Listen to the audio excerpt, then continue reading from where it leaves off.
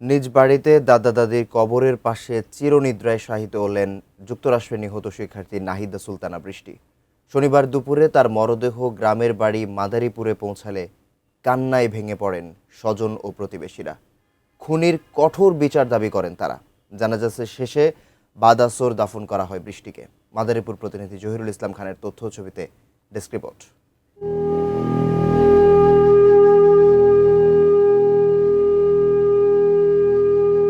জুলাই মাসে দেশে ফেরার কথা ছিল বৃষ্টির, তার আগেই ফিরলেন, তবে নিথর দেহে। শনিবার সকালে হযরত শাহজালাল আন্তর্জাতিক বিমানবন্দর থেকে বৃষ্টির মরদেহ গ্রহণ করেন তার মা, বাবা, মামাসহ পরিবারের সদস্যরা।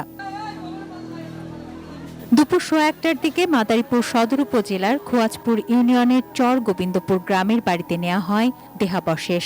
সেখানে সৃষ্টি হয় এক শোকাবহ পরিবেশ।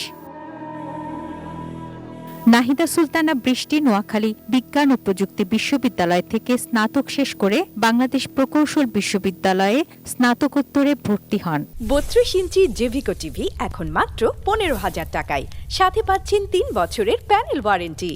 পরে ফুল স্কলারশিপ নিয়ে যুক্তরাষ্ট্রের ইউনিভার্সিটি অফ সাউথ ফ্লোরিডায় পিএইচডি করতে যান।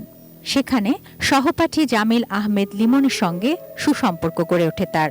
গত 17 এপ্রিল বৃষ্টি ও আরেক বাংলাদেশি শিক্ষার্থী জামিল আহমেদ লিমন নিখোঁজ হন।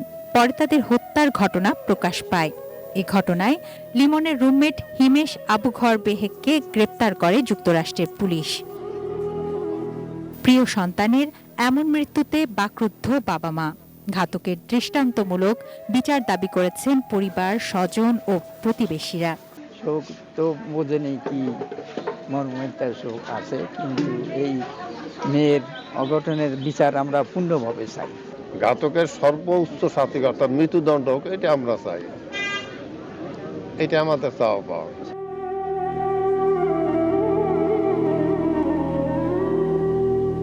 তুনা সিনা তনু, ডেস্ক রিপোর্ট, ATN নিউজ।